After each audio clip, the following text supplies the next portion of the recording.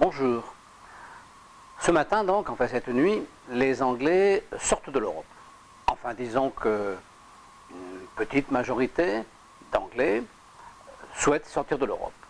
On considère que donc le peuple anglais a voté et que donc la conséquence démocratique de ce choix à 52% est l'Angleterre sort de l'Europe.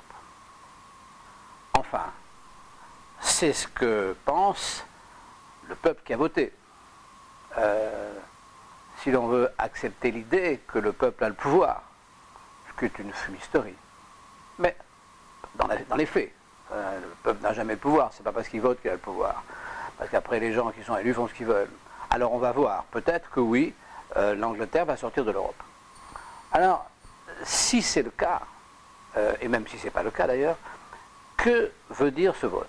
Alors ce vote veut dire d'une manière très simple, non à la solidarité incontrôlée, généralisée, qui sert d'excuse à des prélèvements invraisemblables. C'est-à-dire que les Anglais ont dit, la solidarité, non.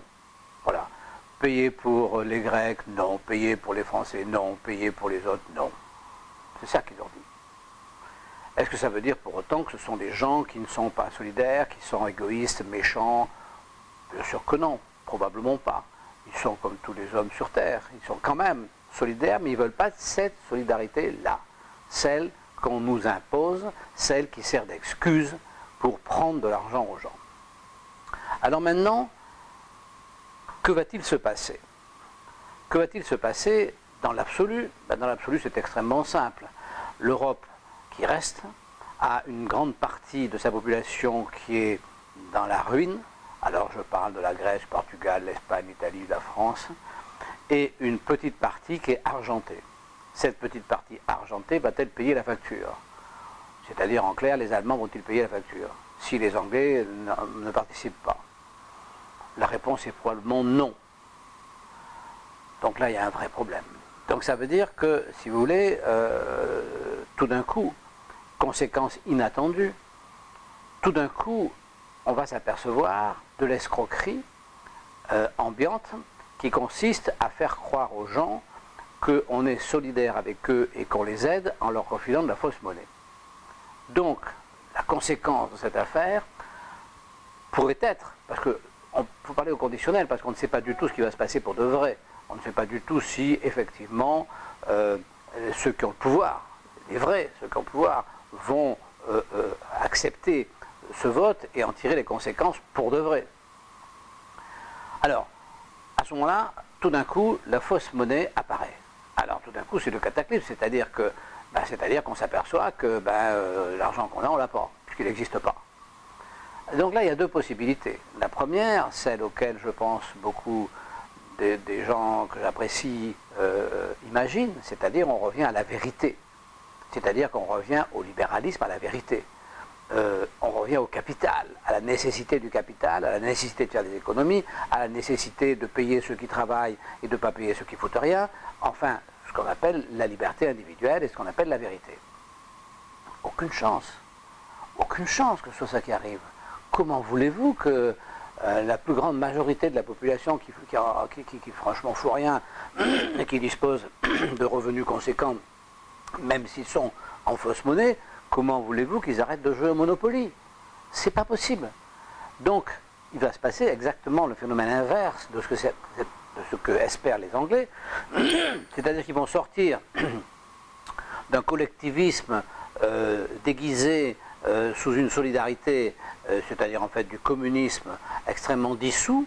Ils vont rentrer dans un communisme concentré, c'est-à-dire qu'ils vont rentrer probablement dans ce que l'on appelle le national-socialisme. C'est-à-dire qu'ils vont retrouver les mêmes effets, les mêmes souhaits, les mêmes gens qui veulent posséder sans travailler, mais à une échelle suffisamment petite pour que les tensions soient exacerbées et que ça devienne violent. Donc je pense que ce qu'ont gagné les Anglais aujourd'hui, c'est que ils vont vraiment énormément souffrir. Sauf si qu'à un quart, le reste du monde arrive à se maintenir dans le mensonge et que eux deviennent, ils en ont les moyens, et ils en ont la compétence, et ils en ont le savoir, deviennent le plus gros pays au monde paradis fiscal. Alors oui, on peut très bien imaginer que l'île anglaise devienne le plus grand paradis fiscal du monde. Parce qu'ils savent faire, la City sait faire. Probablement pas. Je ne pense pas que c'est ce qui va se passer. Donc je pense on part vers un renouvellement politique du système cyclique des années 30, c'est-à-dire effectivement la dictature du national-socialisme, qui s'appellera autrement bien sûr. Mais je pense que c'est vers là qu'on va. Alors,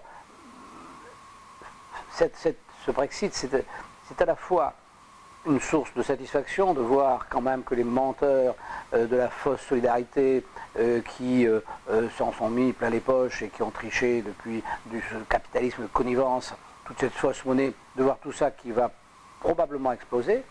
Mais en même temps, c'est un peu catastrophique d'imaginer les conséquences, parce que est-ce qu'il y a parmi les gens qui ont voté en Angleterre, est-ce qu'ils ont la lucidité d'avoir compris ce qui les attend? Ce qui les attend, de toute façon, qu'on peut dire, c'est que ça serait arrivé. Il fallait bien qu'un jour tout ce système s'effondre. Mais là, moi je suis très curieux de voir la suite. Ça va être assez intéressant. Nous aurons l'occasion d'en reparler. Mais je vous remercie et je vous dis au revoir, parce que peut-être que j'envoyais un petit peu trop votre maisonnée, mais bon, c'est le plaisir de discuter avec vous. Je vous dis au revoir.